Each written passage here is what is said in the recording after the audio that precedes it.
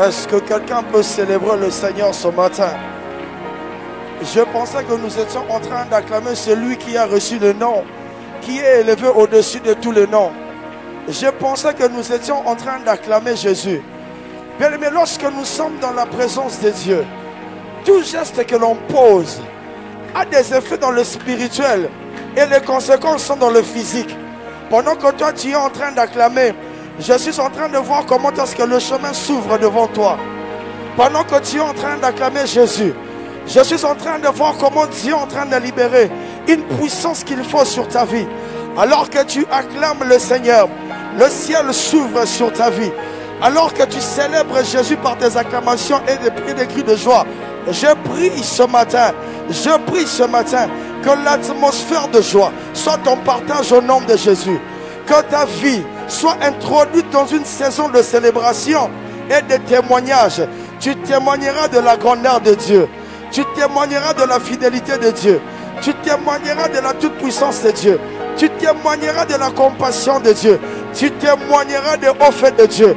Parce que tu es en train d'acclamer celui dont la Bible dit qu'il n'est pas un homme pour mentir, ni un fils de l'homme pour se repentir. La Bible ajoute qu'il veille sur l'accomplissement de sa parole. Ce qu'il dit, c'est ce qu'il arrive. Je ne sais pas ce que Dieu t'a dit. J'aimerais te dire ceci. Peu importe le temps que ça a pris, ça finira par arriver. Amen. Parce qu'il ne ment jamais. Yes. Il ne ment jamais. Oh, yes. Il ne ment jamais. Amen. Oh my God. Père, nous te rendons multiples actions de grâce. Merci pour ce moment que tu nous donnes. Ma prière ce matin est celle-ci. Aide-nous à être plus simple que possible. De sorte que ta pensée soit communiquée à ton peuple. Nous ramenons toute pensée captive à l'obéissance du nom de Jésus. Et que le Saint-Esprit glorifie Jésus pendant ce culte. Nous brisons la lourdeur et la distraction. Et laisse que le Saint-Esprit libère sa mouvance en ces lieux. Et que le peuple de Dieu comprenne la pensée divine ce matin. Gloire et louange à toi, Seigneur Jésus-Christ. Amen. Est-ce qu'on peut se rasseoir? Shalom, peuple de Dieu. Shalom, peuple de Dieu. Je vous salue au nom de notre Seigneur Jésus-Christ. Lui qui est notre Seigneur et Sauveur. Lui qui a permis à ce que nous nous tenions ce matin devant vous. Ce n'est qu'une grâce. Alléluia. Oh, alléluia. Et j'aimerais dire aussi merci à notre père, le pasteur Dédé Landou. Moi, je suis orphelin depuis l'âge de 5 ans. Mon père nous a quittés quand j'avais 5 ans. Et j'ai grandi sans papa. Et l'image masculine que j'ai, l'exemple masculin que j'ai, c'est mon parent qui est là, Papa Trésor. Mais aussi le pasteur Dédé.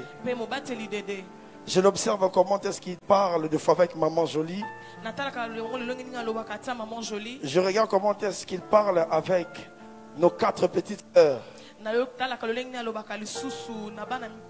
En dehors du ministère, je copie sa vie de famille.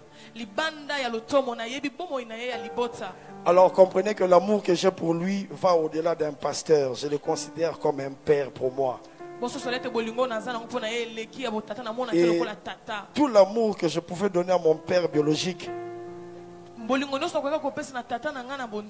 je l'ai dirigé vers lui. Est-ce que quelqu'un peut acclamer le Seigneur pour ce don qu'il nous a donné? Rapidement, nous allons lire beaucoup de textes. Je vais lire en français pour aller vite. Pour ceux qui écrivent le premier texte, nous sommes dans le livre de Genèse, chapitre 6, Genèse chapitre 6, versets 8 à 13. La Bible dit ceci. Mais Noé trouva grâce aux yeux de l'Éternel. Voici sa postérité. Je préfère même m'arrêter seulement là. Mais Noé trouva grâce aux yeux de l'Éternel. Deuxième texte. Genèse chapitre 7. Le verset 1er. La Bible dit, l'Éternel dit à Noé, entre dans l'arche, toi et toute ta maison, car je t'ai vu juste devant moi parmi cette génération. Alléluia. Troisième texte. Genèse chapitre 26. Le verset 24. La Bible dit ceci. Verset 24, permettez-moi de retrouver. L'Éternel lui apparut dans la nuit et dit, je suis le Dieu d'Abraham, ton père, ne crains point, car je suis avec toi. Si c'est ta Bible, j'aimerais que tu soulignes, car je suis avec toi. Je te bénirai et je te multiplierai, et je multiplierai ta postérité à cause d'Abraham, mon serviteur. Genèse chapitre 39, verset 1er au 3e verset. On fit descendre Joseph en Égypte et Potiphar, officier de Pharaon, chef de garde égyptien, l'acheta des Ismaélites qu'il y avait fait descendre. Verset 2. L'Éternel fut avec lui et la prospérité. L'Éternel fut avec lui. Soulignez si c'est votre Bible. L'Éternel fut avec lui. Et la prospérité l'accompagna. Il habitait dans la maison de son maître l'Égyptien. Son maître vit que l'Éternel était avec lui. Souligne encore, était avec lui. Et que l'Éternel faisait prospérer entre ses mains tout ce qu'il entreprenait. 1 Samuel chapitre 16. 1 Samuel chapitre 16. 1 Samuel chapitre 16, verset 18. 1 Samuel chapitre 16, verset 18. L'un des serviteurs prit la parole et dit, voici j'ai vu un fils d'Isaïe, Bethlémite, qui se jouait. C'est aussi un homme fort et vaillant, un guerrier parlant bien et d'une belle figure. Et l'Éternel est avec lui. Souligne si c'est ta Bible, l'Éternel est avec lui. Le dernier texte pour cette première partie, Actes chapitre 10, le verset 38. Actes des apôtres, le verset 10, pardon, chapitre 10, le verset 38. Actes des apôtres, chapitre 10, le verset 38. La Bible dit, vous savez comment Dieu a oint du Saint-Esprit et de force Jésus de Nazareth, qui allait de lieu en lieu faisant du bien et guérissant tous ceux qui étaient sous l'empire du diable, car Dieu était avec lui. Si encore tu peux souligner, car Dieu était avec lui. Alléluia. Amen. Alléluia. Nous venons de lire ici plusieurs textes qui parlent de plusieurs histoires qui sont différentes, avec des personnages totalement différents et dans des contextes très différents et pendant des époques différentes. Le premier texte que nous venons de lire, c'est le texte de Noé. Nous connaissons très bien ce qui s'est passé pendant Noé. Le péché avait atteint son summum. Dieu avait marre de voir l'homme dans la situation dans laquelle il se trouvait. Dans Genèse chapitre 6, le verset 6, Dieu même était en train de regretter le fait qu'il a créé l'homme. Parce que l'homme s'était emballé dans le péché compliqué. Quand vous lisez ce texte, la Bible est en train de dire que la terre était corrompue devant Dieu. Elle était devenue pleine de violence. La corruption avait frappé l'humanité. Il y avait des actes de violence. La vie sur la terre était devenue intolérable. L'impureté s'était imposée. Les dispositions perverses avaient pris place. Et c'était l'image que la terre présentait devant notre Dieu. Cela a créé une certaine colère en notre Dieu. Jusqu'à ce que Dieu s'est décidé de détruire le monde. Mais la Bible est en train de dire ceci: qu'il y avait un homme qui a trouvé grâce devant l'Éternel. Oh, je prie à ceux que tu trouves grâce devant l'Éternel ce matin. Ma prière pour toi ce matin est que tu trouves grâce devant Dieu. Noé a trouvé grâce devant l'Éternel. Le verset 9 du chapitre 6 est en train de dire: et Dieu était avec lui. Dieu lui confie la mission de construire une arche dans laquelle il devait entrer lui et sa famille. Et ce que j'aime dans cette histoire, la foi de Noé a mis à l'abri sa famille. Je suis venu dire à quelqu'un ceci: le temps est arrivé où ta foi doit mettre ta famille à l'abri. Que tes prières sécurisent ceux de ta maison. Que tes prières sécurisent tes enfants pendant qu'ils sont en train d'aller à l'école. Que par ta prière, Dieu épargne de ta famille des accidents et incidents. Aujourd'hui, j'ai fait 2 songes la nuit. J'ai beaucoup aimé ces songes. Depuis un bon bout de temps, je rêve pas trop. En tout cas, faire des songes, c'est pas trop mon lot. Je ne fais pas des songes comme les autres. Certaines personnes rêvent tous les jours, mais moi ça vient rarement. J'étais en retraite la semaine passée et j'ai beaucoup prié pour ma famille. Et aujourd'hui la nuit avant de dormir, j'étais allongé au sol. Ma femme, peut-être, je ne sais pas si elle dormait déjà. J'ai commencé à chanter en désordre.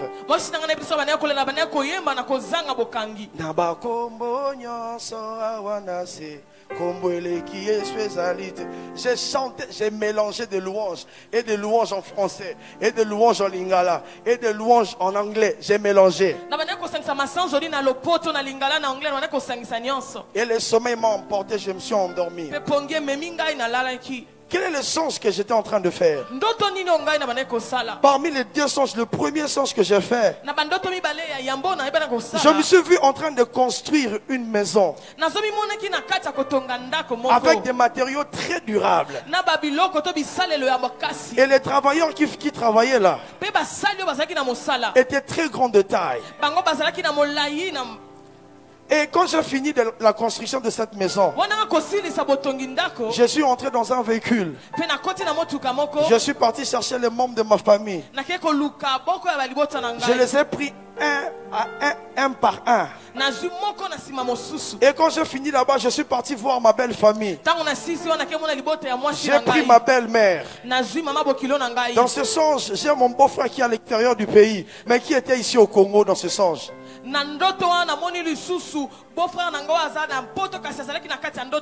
Et lui, j'ai pris toute ma belle famille.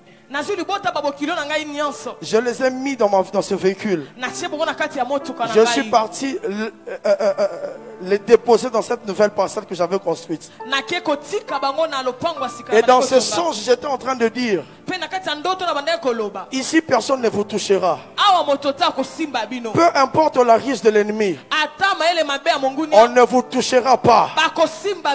Parce que vous êtes dans un lieu de sûreté. Et j'ai compris que c'est le résultat des prières que j'ai faites cette semaine. Je reprends, je déclare sur la vie de quelqu'un. Le temps est arrivé où ceux de ta maison, ceux de ta famille doivent profiter de tes prières. Ta foi envers Dieu doit épargner ceux de ta famille. Ce n'est pas en vain que tu es né dans cette famille. Parmi les choses sacrées qui existent, il y a aussi la famille. Dieu sait pourquoi est-ce que nous naissions dans des familles dans lesquelles nous naissions. Ce n'est pas un fait d'hasard. Je suis venu dire à quelqu'un, tu as une mission précise par rapport à ta famille. Tu es exactement l'intercesseur principal de ta famille. Le temps est arrivé où ta famille doit bénéficier de tes prières. Est-ce que quelqu'un peut me dire amen très bien? Est-ce que tu peux dire amen très bien? Oh, pendant que tu es en train de dire amen, je vois plusieurs personnes se mettre à genoux et intercéder pour leur famille. Tu es en train d'épargner plusieurs de ta famille de la mort. Tu es en train de faire passer la sombre nuit de ta famille. Parce que toi, tu vas te lever cette fois-ci pour prier. Amen. Oh, alléluia. Le deuxième texte que nous venons de lire, dans le livre de Genèse chapitre 26, le verset 24. La Bible est en train de parler d'Isaac, qui s'est retrouvé chez les Philistins. Et la Bible est en train de préciser une chose. C'était sous le roi Abimelech. Et il y avait une grande famille dans le pays. Une très grande famille dans le pays. Jusqu'à ce que Dieu lui a apparu dans un songe. Dieu lui a dit, je suis le Dieu qui est avec ton père Abraham. Ne crains rien, parce que je suis avec toi. Quand vous lisez ce texte, vous allez vous rendre compte d'une chose. Quand vous lisez ce texte, vous allez vous rendre compte d'une chose. Les versets qui sont écrits avant le verset 24, que Isaac avait plusieurs fois creusé de puits d'eau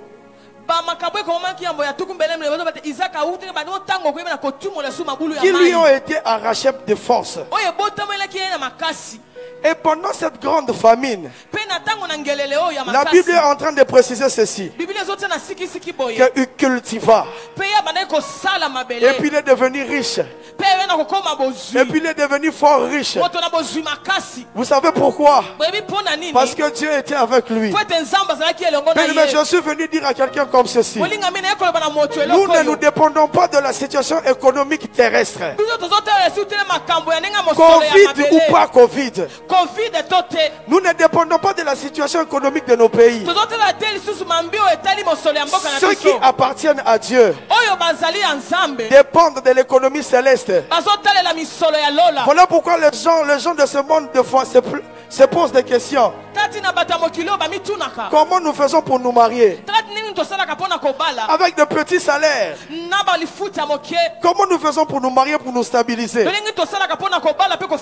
Parce que là-bas au ciel, il y a quelqu'un qui a dit: l'or et l'argent lui appartiennent. Mais j'aimerais dire à quelqu'un comme ceci: ces projets qui demandent le financement, tu l'auras au nom de Jésus. Cela ne dépendra pas de la qualité des relations que tu as. Cela ne dépend pas du nom de la famille duquel tu es sorti. Mais puisque tu appartiens à Dieu, j'aimerais dire à quelqu'un que tu te marieras. Tu finiras tes études. Tu achèteras cette parcelle-là. Tu commenceras ce commerce-là. Dieu te donnera ces fonds de commerce-là. Parce que nous ne dépendons pas de l'économie de la terre. Nous dépendons de la situation économique céleste. Je déclare au nom de Jésus que Dieu mette au large tes finances. Je déclare au nom de Jésus que Dieu ouvre tes finances alors que les autres sont en train de pleurer. Que pour toi l'argent ne soit pas un problème. Que Dieu te place dans des couloirs. Que tu touches la somme d'argent que tu veux. Est-ce que quelqu'un peut dire amen à ce que je suis en train de dire? Quand tu es en train de dire amen, la gloire qui est attachée aux finances est en train de localiser quelqu'un ce matin. Je prie au nom de Jésus que tes poches soient bénies. Je prie au nom de Jésus que tes comptes bancaires soient bénis. Je prie au nom de Jésus que tes comptes M-Pesa, Airtel Money, quoi que ce soit, soient bénis au nom de Jésus. Sois béni au nom de Jésus. Sois béni au nom de Jésus. Oh alléluia. Oh alléluia. Est-ce que quelqu'un peut dire amen? Très bien. Le troisième texte que nous venons de lire. Avant d'abord que je lise ce texte, pour ceux qui sont en train d'écrire, notre thème de ce matin, c'est la marche avec Dieu.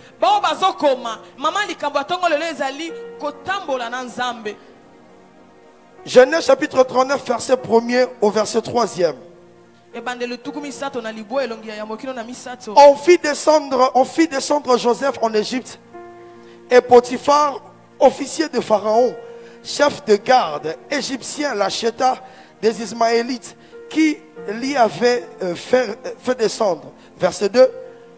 L'Éternel fut avec lui et la prospérité l'accompagna. Oh my God.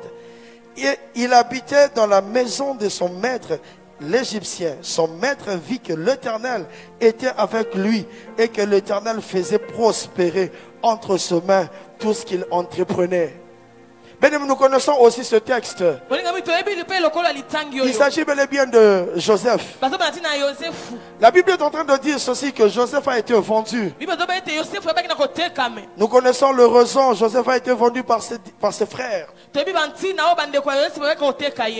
Et ce sont des Ismaélites qui l'ont acheté. Et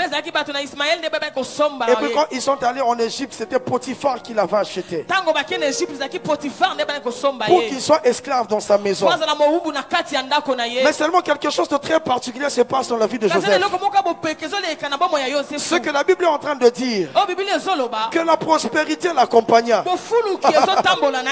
Que la prospérité l'accompagna. Je veux définir la prospérité, c'est quoi? C'est un heureux état. Une heureuse situation, soit des affaires générales, soit des affaires particulières. La Bible est en train de dire que la prospérité l'accompagna. Et son maître avait fait une lecture, il a remarqué que tout ce qu'il était en train de toucher entre ses mains prospérait. Je lève ma main. Que le Dieu de notre Père, le Dieu de cette alliance, fasse de sorte que tout ce que tu toucheras prospère au nom de Jésus. Que la prospérité t'accompagne au nom de Jésus. La prospérité, elle est biblique. Parce que nous venons de la lire dans la Bible.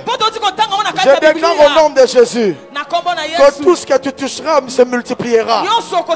Quelqu'un ne m'a pas entendu. Je suis en train de dire que la prospérité t'accompagne au nom de Jésus. Que la prospérité accompagne ta famille au nom de Jésus. Que la prospérité accompagne ton couple au nom de Jésus. Bien-aimés, lorsque la prospérité est là, La sécheresse, c'est prendre nos foot d'elle-même. Je prie au nom de Jésus que la sécheresse s'enfuit de ta famille au nom de Jésus. Que la sécheresse s'en aille loin au nom de Jésus. Que des insuffisances que tu remarques dans ta vie se taisent au nom de Jésus. Et je déclare que la prospérité t'accompagne. Et que ton commerce prospère au nom de Jésus. Que ta famille prospère au nom de Jésus. Que ta maison prospère au nom de Jésus. Que tes études prospèrent au nom de Jésus. Que ton mariage prospère au nom de Jésus. Que ton commerce prospère au nom de Jésus. Que tout ce que tu seras entre tes mains prospère au nom de Jésus. Est-ce que quelqu'un peut acclamer pour le Seigneur? Mais nous sommes dans un monde où les hommes aiment des résultats. Si tu travailles dans une entreprise, peu importe l'amour que le chef peut avoir pour toi, si tu ne produis pas de résultats, l'entreprise sera obligée de te mettre de côté. Même si tu parles en langue, même si tu prophétises, si tu ne produis pas de résultats, on te mettra à côté. Dans les fiançailles, si la personne avec qui tu vis ne sent pas que tu produis des résultats dans sa vie, en termes de conseils, bien aimé dans le Seigneur, cette relation risque d'avoir des problèmes. Moi, quand je me suis mis en relation avec ma femme, à l'époque où nous étions fiancés, un jour elle m'a dit: j'avais peur d'une chose avec toi, c'est que je ne bénéficie que du côté spirituel, pas de côté intellectuel ou dans d'autres domaines. C'est tout à fait normal et c'est naturel. L'homme aime les résultats. Et je prie que le Dieu qui a donné des résultats à Joseph t'accorde des résultats dans ce que tu fais. Même dans ton travail, que Dieu t'accorde des résultats. Dans ton ministère, que Dieu t'accorde des résultats. Dans ton commerce, que Dieu t'accorde des résultats. Et que les autres voient Dieu au travers de toi. Au nom de le quatrième texte, la Bible est en train de parler de quelqu'un, d'un jeune homme que j'aime beaucoup, qui s'appelle David. C'est parmi mes personnages préférés de la Bible. La Bible est en train de dire ceci. L'un des serviteurs prit la parole et dit: voici, j'ai vu un fils d'Isaïe. Bien aimé, en ce moment ici, David n'était même pas là. Mais on parlait de lui là où il n'est pas là. Il n'était pas là.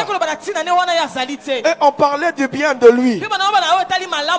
Ça, j'aimerais le dire en lingala. J'ai pris que là où tu n'es pas, qu'on puisse citer ton nom mais dans de bonnes choses. Que l'on cite ton nom sur de bonnes choses. Que les hommes aient envie de te voir. Et qu'ils expérimentent ce qu'on leur a dit sur ta vie. Parce que ici la Bible est en train de dire que l'un des serviteurs a pris la parole et dit: voici, j'ai vu un fils d'Isaïe, Bethlémite, qui sait jouer. C'est aussi un homme fort et vaillant, un guerrier parlant bien et d'une belle figure, et l'Éternel était avec lui. Bien aimé dans le Seigneur, David est entré dans le palais royal. Pas en tant que roi, pas en tant que guerrier, mais comme joueur de harpe. Mais la réputation de la manière dont il jouait la harpe a atterri jusque dans le palais royal, alors que lui n'était même pas là. Je déclare sur la vie de quelqu'un comme ceci: alors que tu fais des tresses, alors que tu maquilles, alors que tu fais la coupe et couture, Alors que tu fais l'électricité. Alors que tu sais bien donner le conseil aux gens. Que Dieu t'ouvre des portes. Là où tu t'attends le moins. Que Dieu te fasse asseoir avec le grand. Que la grâce de Dieu te localise au nom de Jésus. Je suis en train de chercher des choses de ceux qui sont en train de dire amen à ce que je dis. Et que la gloire de cette maison qui se prend dans les gens du néant, les emmener quelque part, localise quelqu'un et que tu sois touché au nom de Jésus. Je bénis tes relations au nom de Jésus. Je bénis ton téléphone au nom de Jésus. Je déclare que tout ce que tu toucheras ira de l'avant. Et les hommes auront envie de te faire du bien. Bien-aimés dans le Seigneur, lorsque nous lisons tous ces textes, le dernier texte, le 5e texte, Actes chapitre 10, verset 38. Actes chapitre 10, verset 38, la Bible dit: vous savez comment Dieu a oint du Saint-Esprit et de force Jésus de Nazareth, qui allait de lieu en lieu, faisant du bien et guérissant tous ceux qui étaient sous l'empire du diable. La Bible ne s'est pas arrêtée là. La Bible ajoute, car Dieu était avec lui. Bien-aimé dans le Seigneur, Jésus-Christ est notre modèle par excellence. Aussi s'est retrouvé dans une situation où la marche avec Dieu lui a été très importante. Si vous lisez tous ces textes, au début je dis qu'ils étaient très différents, mais seulement ils se rencontrent quelque part. Dans tout ce texte, la Bible est en train de dire, parce que Dieu était avec lui, parce que Dieu était avec lui, parce que Dieu était avec lui. Et je me rends compte que les résultats que ces hommes ont produits n'étaient pas forcément parce qu'ils étaient très intelligents, pas parce qu'ils avaient de grandes relations, pas parce qu'ils étaient issus de belles familles, mais parce qu'ils étaient avec l'Éternel, parce qu'ils marchaient avec Dieu. Bien-aimés dans le Seigneur, il est très important de marcher avec Dieu. Il y a certains résultats dans ta vie, tu ne l'auras pas parce que tu es intelligent, parce que tu as beaucoup d'argent, parce que tu as bien étudié, parce que tu as beaucoup voyagé. D'ailleurs, même pas parce que tu es dans une bonne église, mais plutôt parce que tu es avec Dieu. Ah, je déclare que tu ne quittes pas Dieu. Ah, je déclare que tu ne quittes pas Dieu. Ah, je déclare que tu ne quittes pas Dieu. Nous allons voir ici quelques vérités qui arrivent lorsque quelqu'un marche avec le Seigneur. Pour ceux qui sont en train d'écrire, la première vérité est celle-ci: celui qui marche avec Dieu sait dominer toute tempête ou toute situation qui arrive, peu importe sa nature. Je suis dans le livre de Luc chapitre 8 verset 22. Luc chapitre 8. Luc chapitre 8 le verset 22. Luc chapitre 8 verset 22. Nous lisons au nom de Jésus. Nous lisons au nom de Jésus. La Bible dit: un jour Jésus monta dans une barque avec ses disciples. Il leur dit: passons de l'autre côté du lac. Et ils partirent, et pendant qu'ils naviguaient, Jésus s'endormit. Un tourbillon fondit sur le lac, la barque se remplissait d'eau et ils étaient en péril. Verset 24, ils s'approchèrent et réveillèrent en disant: Maître, maître, nous périssons. S'étant réveillé, il menaça le vent et les flots qui s'apaisèrent et le calme revint. Mais la Bible est en train de raconter ici ceci. C'est lui qui a reçu le nom au-dessus de tous les noms, Jésus. Emmanuel, Dieu parmi les hommes. Un jour il a dit à ses disciples: allant de l'autre côté du lac. Et pendant qu'il était en train de traverser, un vent violent, une tempête a surgi. J'aimerais dire à quelqu'un comme ceci. Quand on marche à Dieu, on marche avec Dieu, cela ne veut pas dire qu'il n'y aura pas de situations compliquées. Ce n'est pas parce que tu marches à Dieu que les difficultés ne viendront pas. Jésus était dans la barque. Mais alors qu'ils étaient en train de traverser, ils ont rencontré un vent qui était violent. Or, dans cette barque, il y avait l'apôtre Pierre. Un pêcheur très expérimenté qui pouvait leur conduire en disant ici, quand il y a une tempête de ce côté, il faut tourner par là parce qu'il avait l'expérience de l'eau. En réfléchissant sur ce texte, certainement il a essayé d'apporter son expertise en tant qu'un pêcheur expérimenté. Mais cela n'avait pas tenu. Mais il arrive par moment que nous rencontrons des situations qui dépassent notre entendement. Des situations qu'on n'avait pas prévues, mais qui surgissent alors que nous sommes en train de marcher avec Dieu. J'ai fini les études. Tu penses avoir un bon travail. Lorsque tu regardes les relations que tu as, tu te dis certainement, quand je frapperai la porte ici, on va m'ouvrir la porte. Lorsque tu étais en train de prier, tu priais pour ton mariage. Dieu t'a donné des signaux exacts et corrects par rapport à l'homme avec qui tu devais être. Mais seulement pendant que vous êtes en train pendant votre parcours, tu te rends compte qu'il y a des situations qui sont venues quand tu ne maîtrises pas.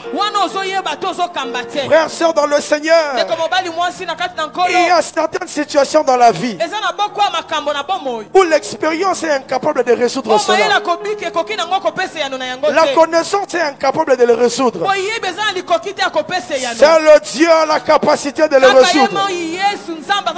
Parce que ce qui paraît imprévu devant nous, Dieu le connaît très bien.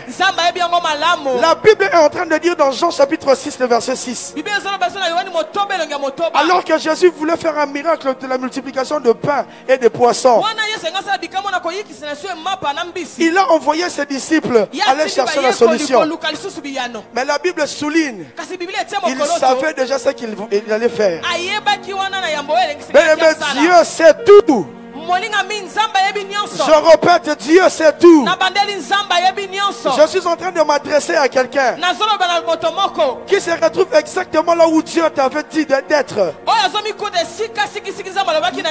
Mais seulement tu remarques, quand tu n'es plus au contrôle de la situation, sois calme. Dieu a la capacité de gérer les imprévus.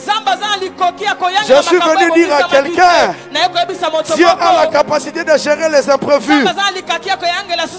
Lorsque tu te maries, tu regardes tes entrées, tu te dis, je serai capable de payer la maison, de prendre soin de ma femme et des enfants.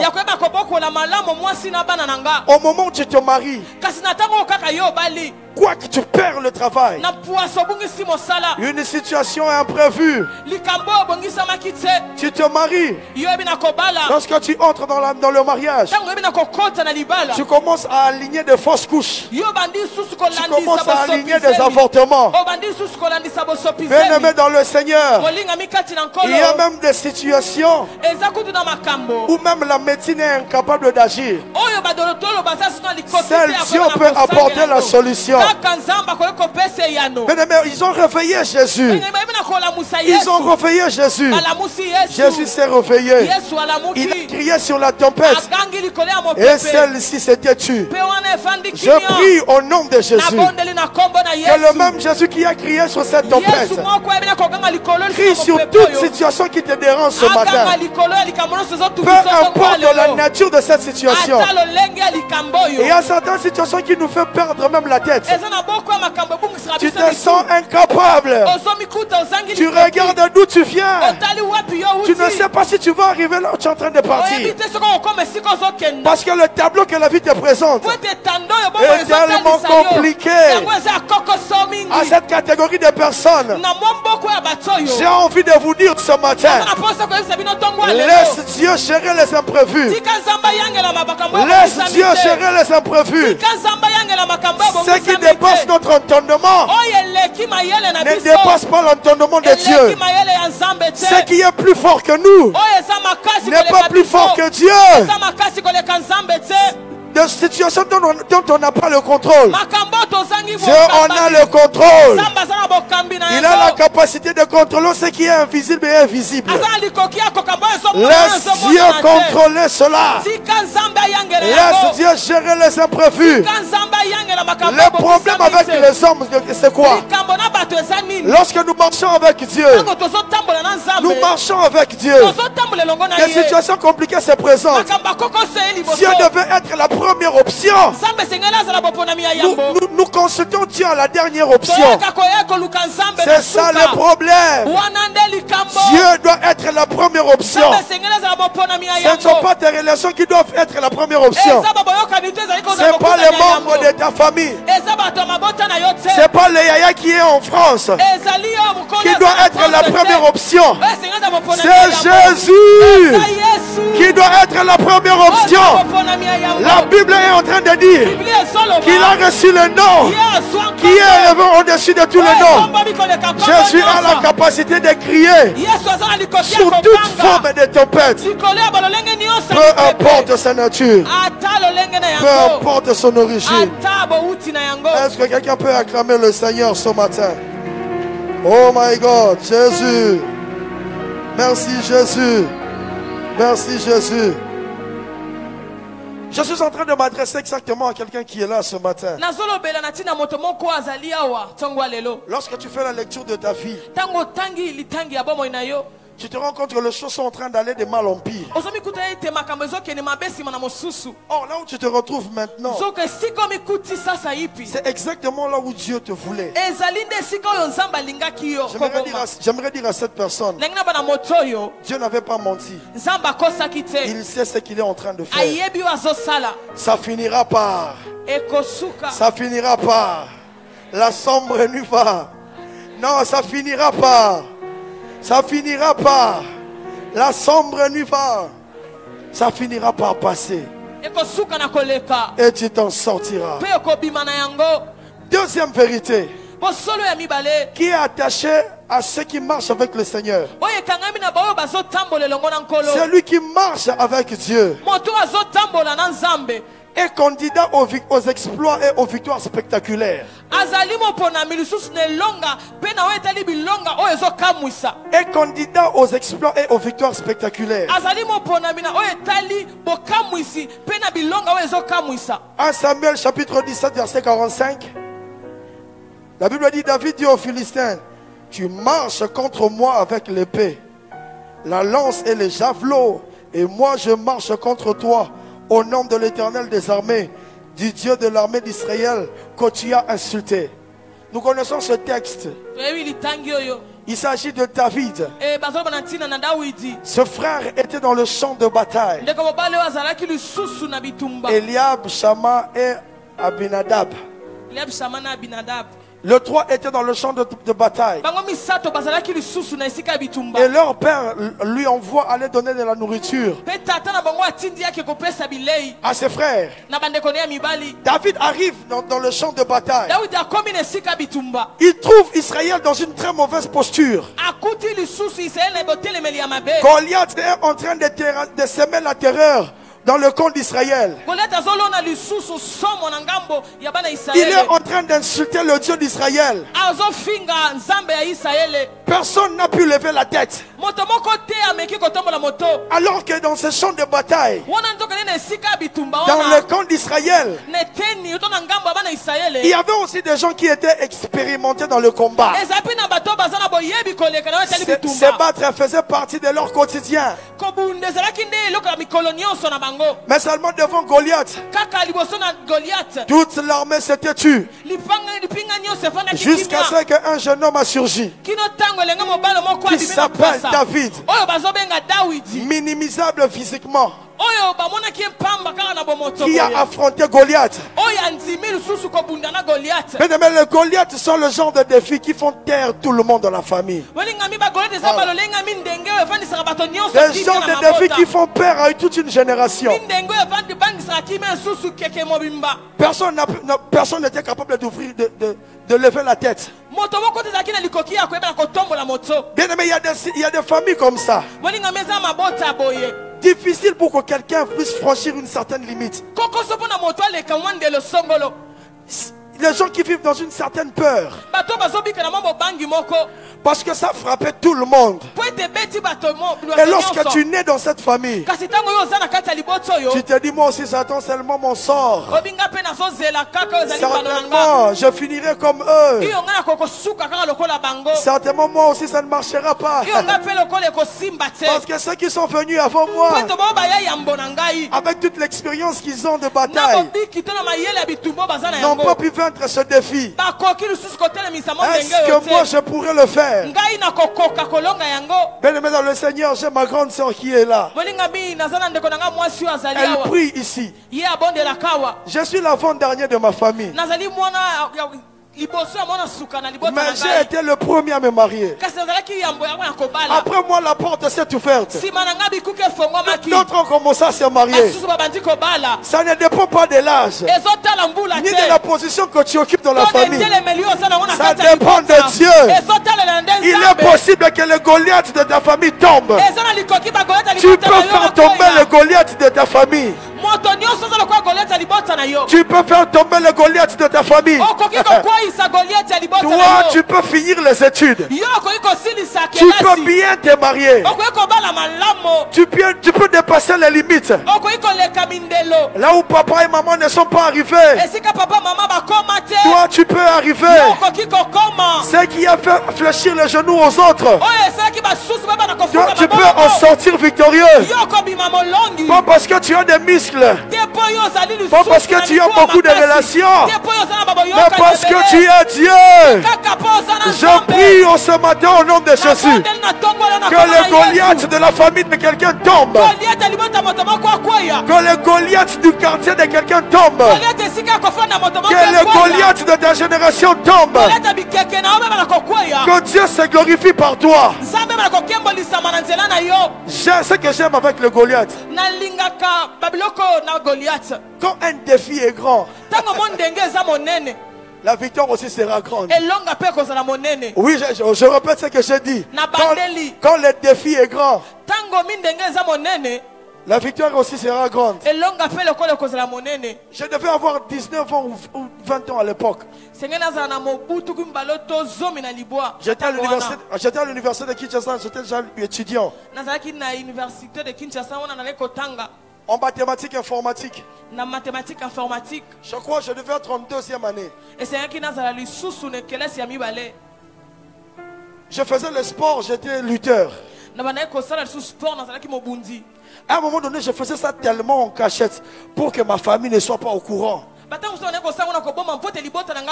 Je me cachais. Il s'est fait qu'un jour, je devais me battre dans une compétition.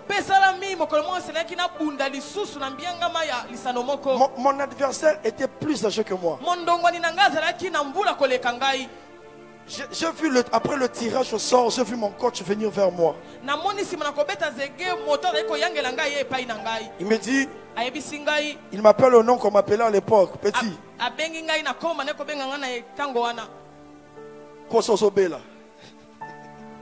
Kosa Ozobela, petit.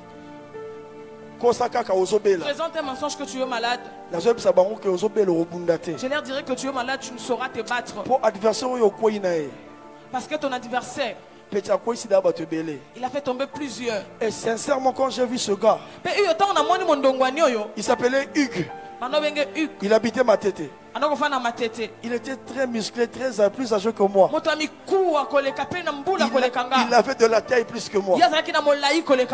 Je lui ai dit, coach, fais-moi confiance.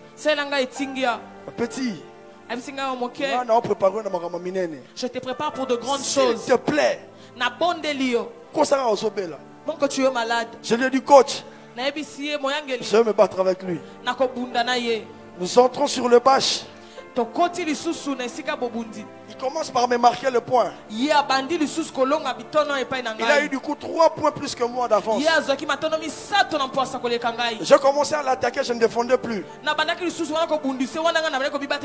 J'ai ajouté 3 points. 1 point, 1 point, 1 point. Ça fait 3-3. Petit à petit, 1 point, 1 point, 1 point, 3-3. J'ai fait une autre attaque. Il avait mal géré cette attaque. Nous sommes partis au sol. C'est là où je l'ai bloqué au sol. Au combat au sol, je l'ai bloqué très bien. Je l'ai tellement bloqué.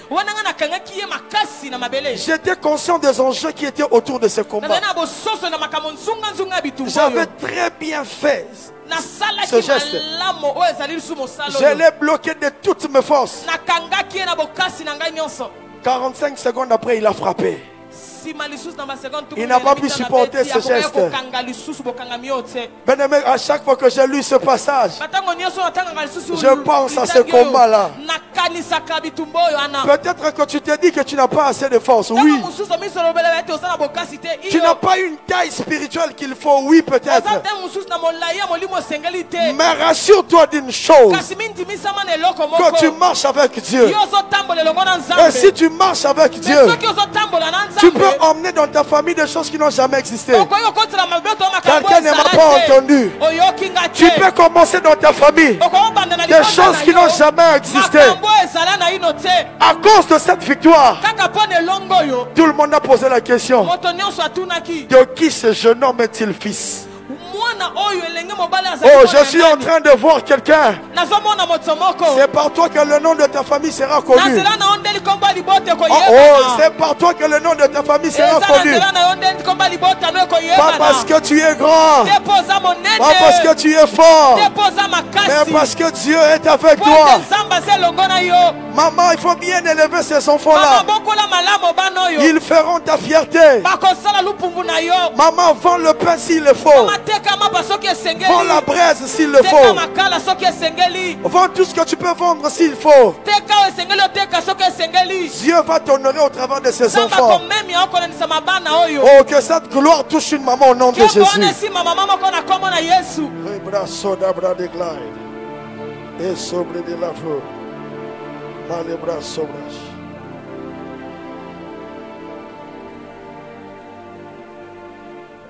Troisième point.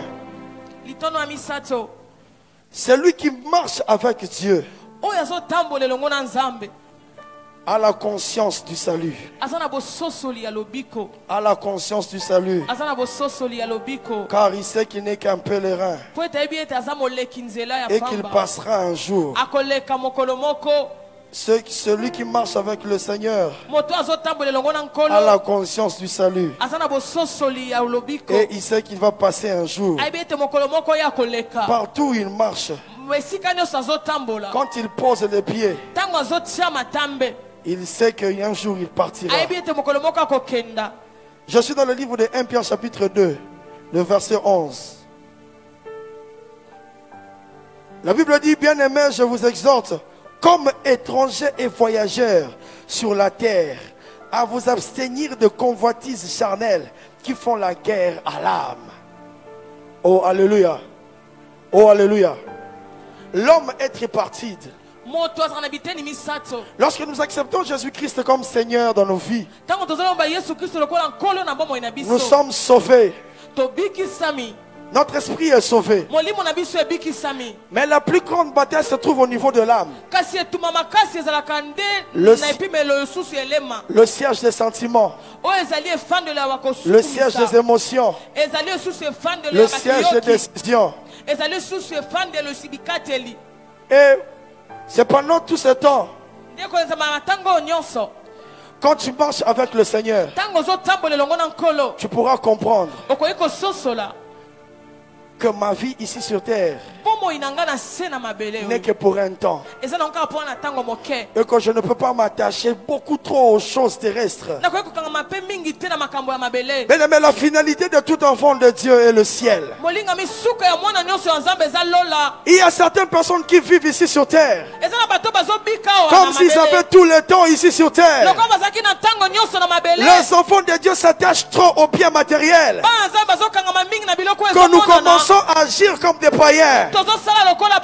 Nous nous empoisonnons. Nous nous faisons du mal parce que nous sommes tellement attachés aux choses terrestres. Nous nous attachons tellement aux biens matériels que ça commence à déranger notre âme. Dieu influence notre âme, mais la convoitise de la chair aussi dérange notre âme.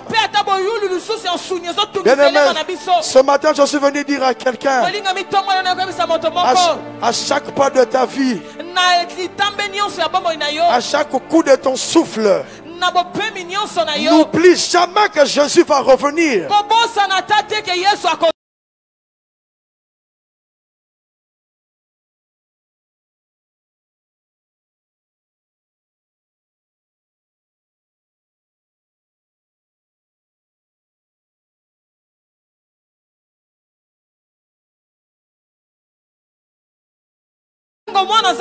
Il doit se réjouir. Bien-aimé, le mal ira en s'empirant. Les choses vont aller de mal en pire. Les choses ne s'arrangeront plus. C'est dans la prophétie biblique. C'est écrit dans cette Bible. Bien-aimé, Jésus est en train de revenir. Matthieu chapitre 24 nous donne des signaux. Quand tu manges, quand tu bois,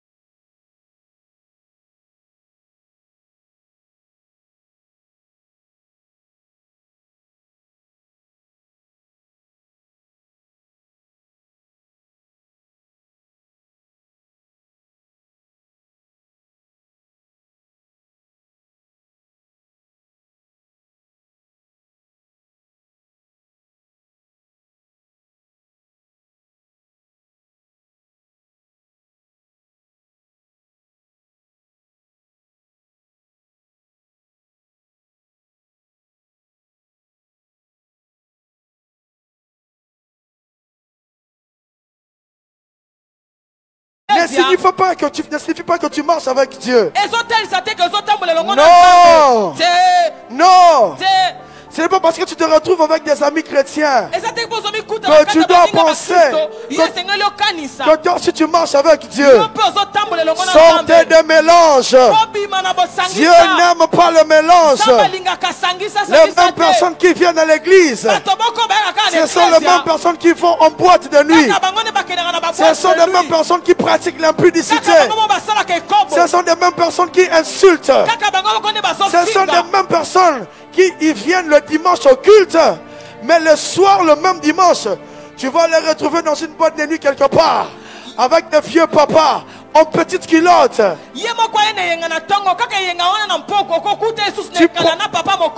Tu poseras la question à cette sœur.